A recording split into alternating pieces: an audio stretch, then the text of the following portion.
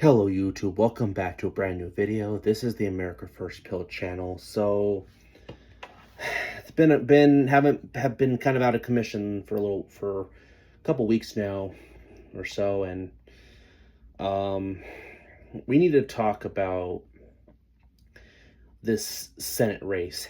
And it's definitely one that seemed to be flying under the radar, but it's starting to pick up steam here. And it's taking place in Maine. Maine's definitely not a state we talk about or think about, but because Susan Collins, the Republican Senate, is being challenged. Now, I'm going to say this first. America is becoming really radical, and especially the younger you get, the more radical. And it seems to be happening both from to the left, getting way more insane, anti-American, and you have the right who, well, I think the right has more good intentions, but they're getting kind of radical too. I think the one thing they both have in common, even though they are so different on the issues, they both agree they want to burn the system down. They don't think it's worth can be saved, and they think that's the only thing left. So, and this candidate is a symptom of that. And it's time for Republicans to really start blaming Republicans for giving these people a voice to be preyed upon. Now, who is Graham Platner? Well, if you look at his platform, I mean, he has his own website. The website says he's an oyster farmer, and he's also a veteran, an U.S. Army veteran. Okay, and his main platform is, focusing on affordability. Well, here's the thing with the far left. I consider myself a Teddy Roosevelt progressive. You could say someone who is very corporate skeptical. I'm not a socialist by any means. I tend to agree more with a free enterprise, which we don't have right now either. But despite what people think, we're not a free enterprise.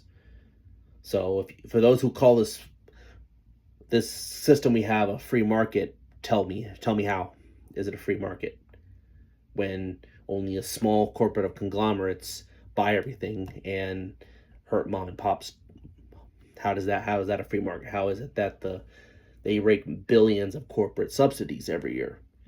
How is that a free system where the government picks winners and losers, and they'll punish them if they go offline? So I agree with corporate skeptical, but this guy, it just sounds like he just wants to expand the welfare state. I do agree with him on some issues. I agree with him particularly on banning billionaires from buying elections.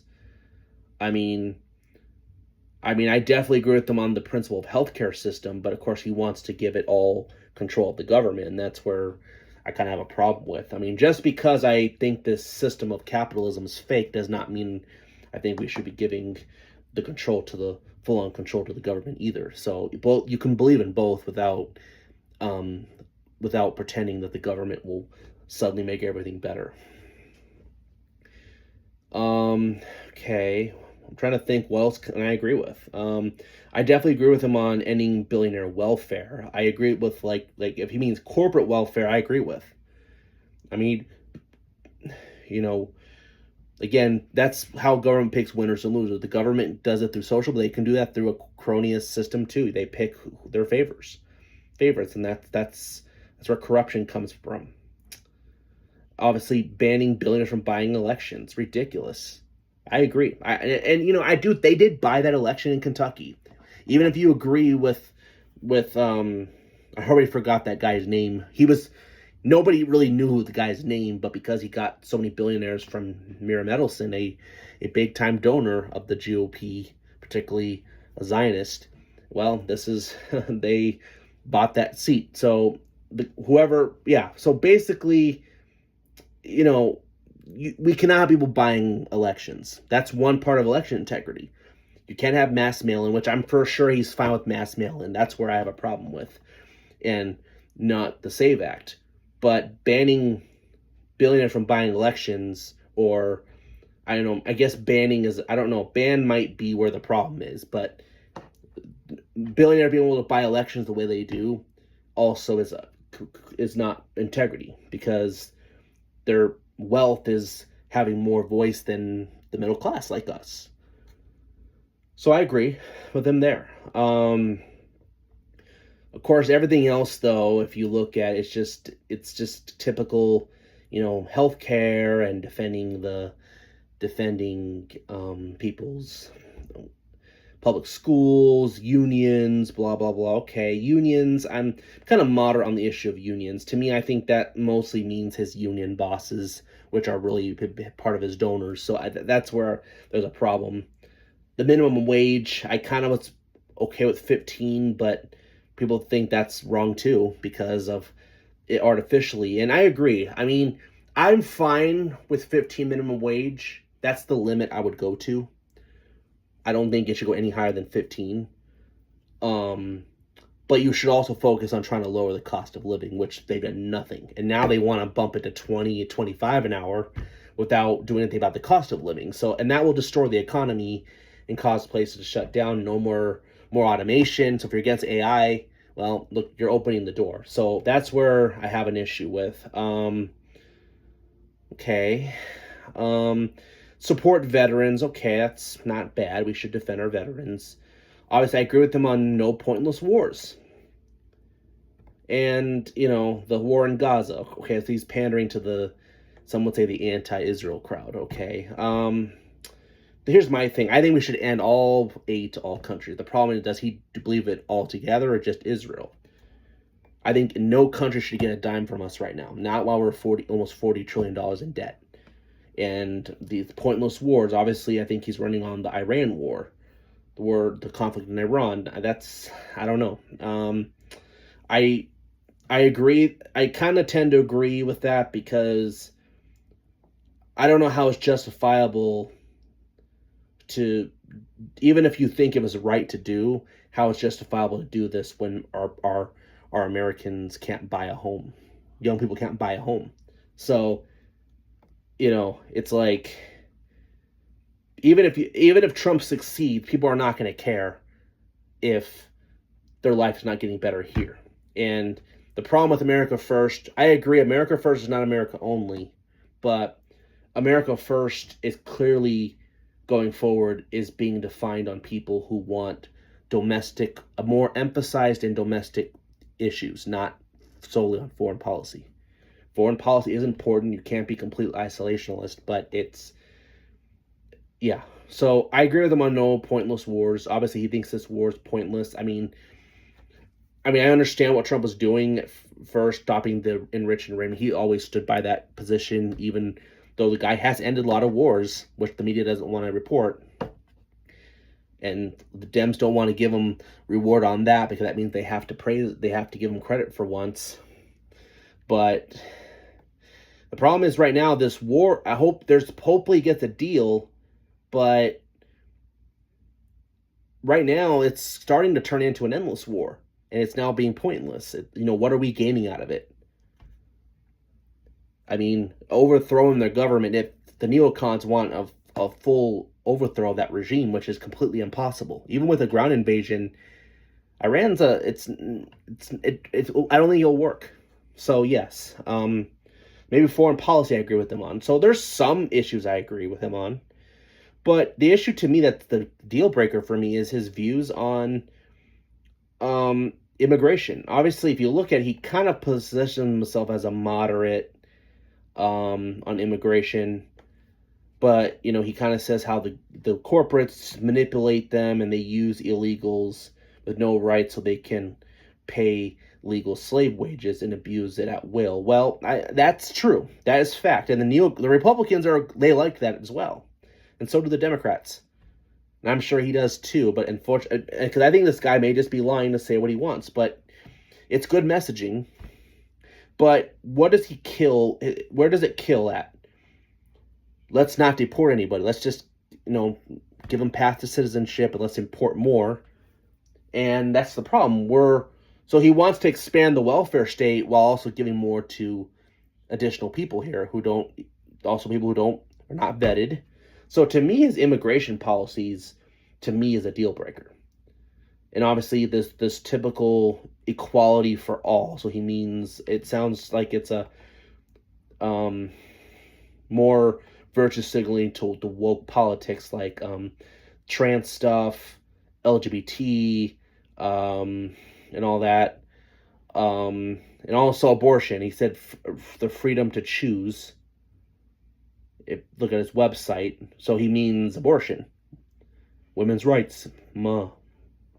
So those issues alone totally killed everything else, especially and for one that impact Americans the most, and that causes a lot of inflation and degrades our culture, puts Americans at risk, is immigration. So I think even with some of these other issues, I can agree with them on, and also I don't agree with them just more spending. It sounds like this is just more of a more mass spending, which will bankrupt us. He doesn't really give a good vision on how to improve the economy, nothing about wage growth. So that's a problem there. But immigration, doesn't want to stop immigration. Oh, they can all stay here. Let's import more. So no, I think that's where I think he's a deal breaker. So looking at his policies, okay, those are his policies, and that would be considered far left progressive. And find it funny. Bernie Sanders is kind of a whack job, and I will give it to Bernie. He definitely knows how to acknowledge the problems happening, but his solutions will only make them worse. And he's kind of a hypocrite because he always endorses these people at the end of the day. He'll say something base and then he'll do the opposite. So I don't know, but this is how Bernie basically defined his Graham's campaign. Platner's campaign. This is the one candidate running for U.S. Senate of Maine. We cannot continue a rigged economy in which 60% of our people live paycheck to paycheck, while the 1% have never had it so good. We cannot allow, for the first time in modern history, young children have the lowest standard of living than their parents. Well, that is the thing. That is true. I mean, us young people, the difference with young people, there's a lot of things young people need to take accountability to, like how to spend more wisely, what not to spend, but it doesn't change that the cost of living is still drastic. Even when you are saving and not spending credibly, it still doesn't. For example, it should not cost $25 for a meal. Now, sure, you don't have to, but some people have to. So those things need to be talked about. Of course, Bernie's solution is more government. He spouts we cannot continue a corrupt campaign finance system. We cannot continue to the only major country on earth to not guarantee health care for a human right. Well, it's true that, that's the thing. Dem's been saying this for years. Healthcare is a human right. Well, we have right to have access to it, but I mean, they think the rights through all Americans subsidize it. So again, he's wrong on the whole billionaires stuff. Billionaires don't have an income tax, and obviously the wealth taxes that they're implementing now is trying to target their net worth, but they're also moving when you do that. So that's not.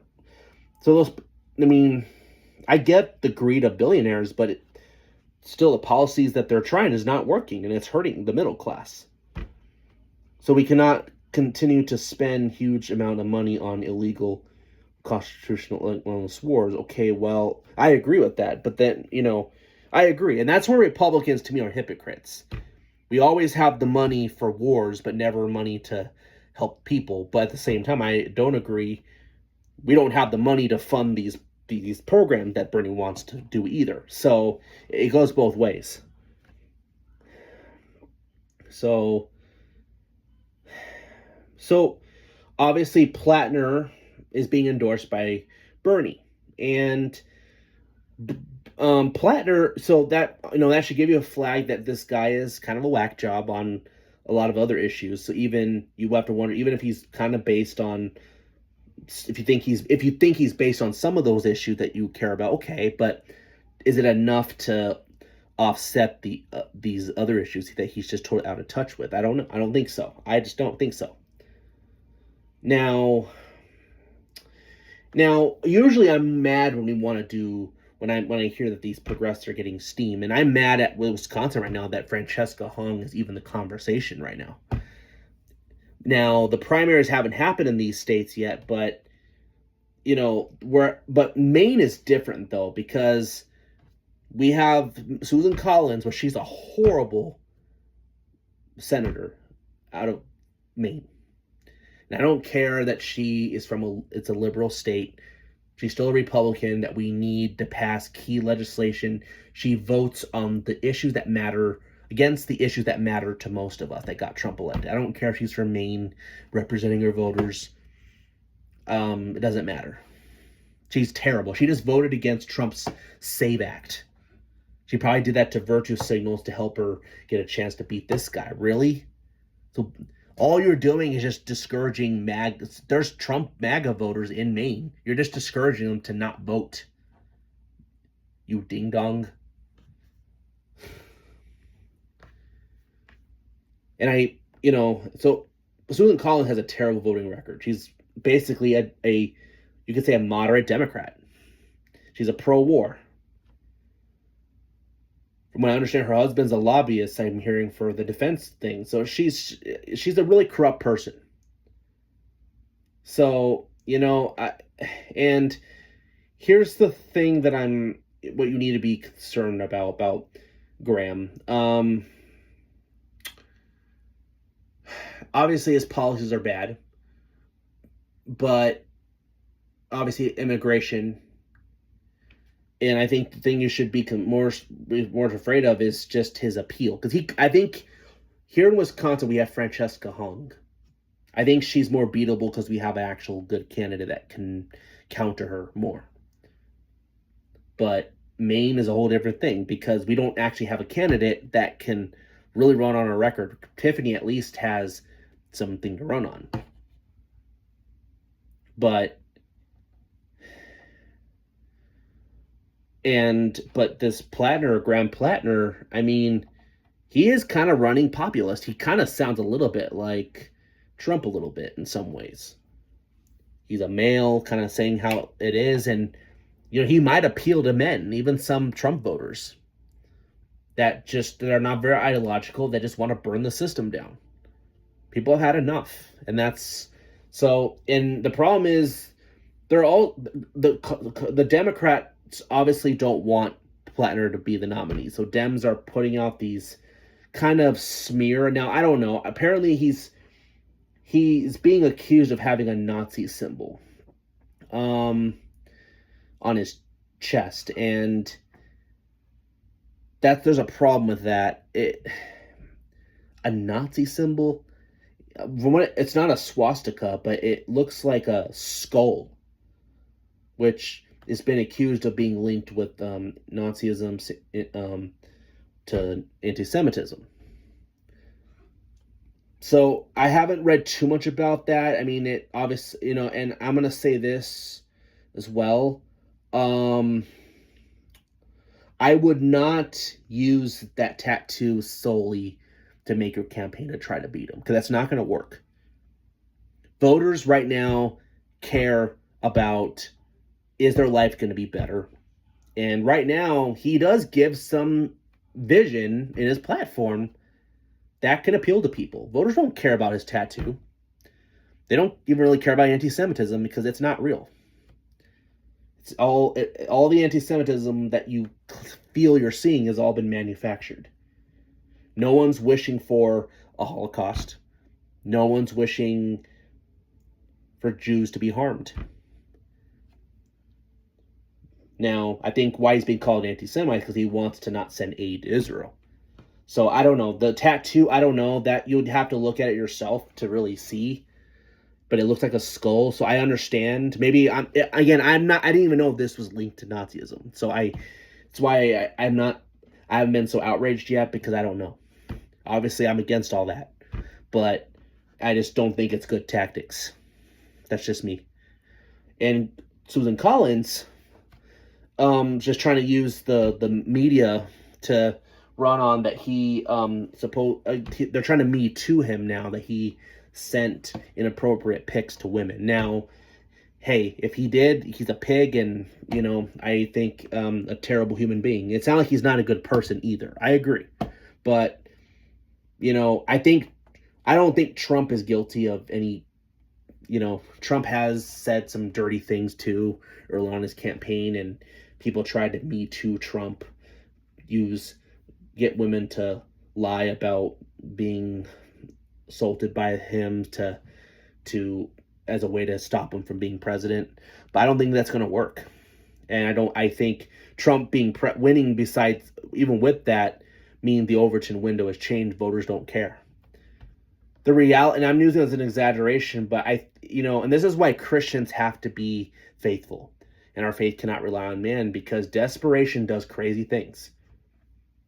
Now, people will vote for anything if it appeals to them. If they have a vision, they'll vote for it. They don't care about a tattoo or about, there are people out there who would vote for someone if they shot somebody. That's just the reality. And I feel like people who are not very ideological, those are the most dangerous voters because they're only motivated by vibes. I think Platner's a vibes candidate, and we don't know much about him, but he sounds like he definitely is a person who's just playing on people's feelings. I agree. But the GOP's strategy is just atrocious. And, now we have a test, a neocon versus a progressive. I think I would not be surprised if he actually wins. I don't know about Wisconsin is the same or not. The difference is Tiffany's not a neocon. Collins is a neocon. And neocons are not popular. In fact, I think neocons are so disliked that some people might pick a progressive over a neocon. So I'm trying to help Republicans have a strategy to actually beat the people if you think this guy is bad, because clearly the strategy is not working, and you're actually only fueling people. You have people actually going to more with these crazy accusations, because Collins really can't run on anything. Sure, record's horrible. I mean, yeah, she votes with Trump on some good stuff, but those are just typical Republican things. But on the things that matter the most, like immigration, things like war, things like whatever, she votes against. Even protecting our election, she can't get herself to even vote for that. So, are you really? What are we getting out of this? Are we just, it sounds like you're getting two Democrats either way. I guess if you're someone who's kind of moderate, you probably would rather have Collins win because at least it's not insane. But people seem to want insanity. They want the system to burn right now. And that's because people don't think it's fixable. That's the problem. We've let it get this bad. So, I know people might get upset at this video because they think, oh, you're advocating for him. I'm not. I'm trying to help people running better candidates from the GOP by embracing a form of our own populism, running effective messaging, and actually have a record to run on to beat these people. And I'm upset because I want to win elections. I'm sick of losing all the time. It's so depressing. And the campaign seems to just want to use potentially Me Too tactics that are not even provable yet. And thinking that she can win without running on her record. It's like they're trying to use that as to distract from her bad record. So it's like it's so bad what we're saying. And it's like, Susan Collins, you're the reason people are even wanting to go to this guy. You're the problem. Keep in mind, both the Democrats and the neocon establishment paved the road for Trump. And people think, oh, Trump is now a neocon. I don't think Trump's a neocon. I know people are not happy with his war decision, but he's not a neocon. But clearly, it seems the establishment has taken back control of the party, sadly, and that's the problem people have. So they're the problem. So we can hate the left. I do. I'm terrified of what would happen if this progressive here in Wisconsin wins, or any Dem at this point, because they don't disagree with them on principle. They disagree on electability. So the heck with the Democratic Party, and but the GOP, they're just as much part of the problem, and we have to realize that. So anyway, I just wanted to get that off my chest, but that's who Graham Platner is. And unfortunately, I don't know, maybe Collins can win if they're able to define his insane policies, if they get more out there that they can use. But right now, I'm not liking what I'm seeing. So again, let me know what you think down below. If you like the channel, please subscribe, hit the bell for notifications. The America First Pill channel, out.